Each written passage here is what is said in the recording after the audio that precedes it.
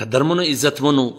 د څو خبرې تاسو ته کول غواړم هیله لرم چې ښه په غور سره یې واورئ هغه که د لر پښتانه دي که د بر پښتانه دي اول خو پر دې زه ټولو مسلمانانو ته مبارکي وایم چې یو ځلې بیا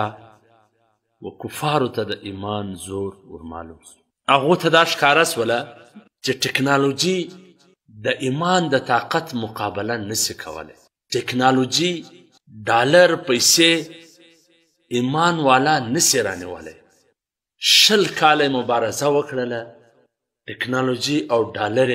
آخري حد پورې استعمال کړه لیکن آخر ماته وخوړله یو ځلې بیا دا خلک کوشش کوي چې دا زموږ ستاسې ورونه د افغانان ورونه و آرامه ته پرېنږدي کله په یوه بانه د لاریون دپاره راپاسوي کله په بله بانه راپاسوي کوشش یې دا دی چې دا افغانان ورونه په آرامه نسي د دې په ملک کې انتشار دغسې روان وي نو زه دا ټولو ورونو ته دا خواست کوم چې بس د الله دپاره دغه ورونه و آرامه ته پرېږدي دا خلک و آرامه ته پرېږدي چې دوی خپل ملک جوړ کړي دوی خپل حکومت جوړ کړي دوی په خپل ملک کې د امن د خوشحالۍ او د سوکالۍ ورځې او شپې تېرې کړي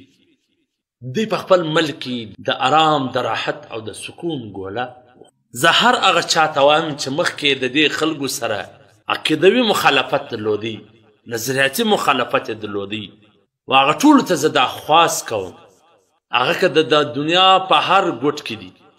که د دنیا په هر کونج کې دي هغه دې د خپل لارویون پرېږدي هغه دې د خپل احتجاج ختم کړي هغه دې د مظاهرې ختم کړي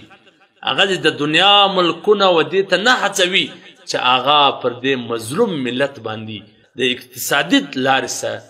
وار وکړي او د دې خلکو د دې ملت د دې عوامو ملا د اقتصاد په جنګ کې ورماته کړي اول خو زموږ دا ایمان دی چې دا کې به هم دی شاته او پاته به وي خو زه د خپلو مسلمانانو وروڼو ته وایم چې د خدای په لحاظ کښېنئ په نامي شي مه راپورته کېږئ په نامي شي جلوسونه مه راباسئ په نامي شي احتجاجونه مه کوئ په نامي شي باندې دغه ملک د خلکو و مخ ته مه ازغی کوئ په خاصه توګه د میډیا والا د فیسبوک والا د سوشل میډیا والا هغه دې نور و دې اور ته پکی نه وي لږ دې د خپل زړه ټینګ کړي لږ دې د خپل جذبات کابو کړي د خپلو وروڼو دپاره د خپلو وروڼو د آرام او د سکون او د راحت دپاره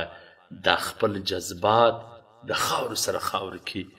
ضروري نه ده چې ټول کارونه ستا د طبیعت مطابق وي ضروري نه ده چې ټوله کارونه ستا د نظریې مطابق وي ضروري نه ده چې ټوله حالات ستا د سوچ او د فکر مطابق راسي لږ د دې وروڼو دپاره د خپل جذبات ختم کړي د خپل کوشش او محنت ختم کړي د انتشار د جوړولو دپاره او د دغه خپلو بچیانو قرباني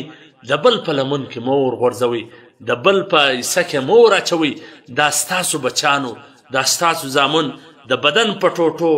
د بمانې پر خپل ځانونو باندې تړلي ول و دې قوم ته و دې ملت ته دا ازادي راوستله نو دغه د دې ځوانانو قرباني د پردو په لمن کې مه وراچوئ چې یا دا د پلاني په شرارت یا دا د پلاني دپاره یا دا د پلاني خلکو دپاره عزتمنو د دغه خپلو ځوانانو د قربانۍ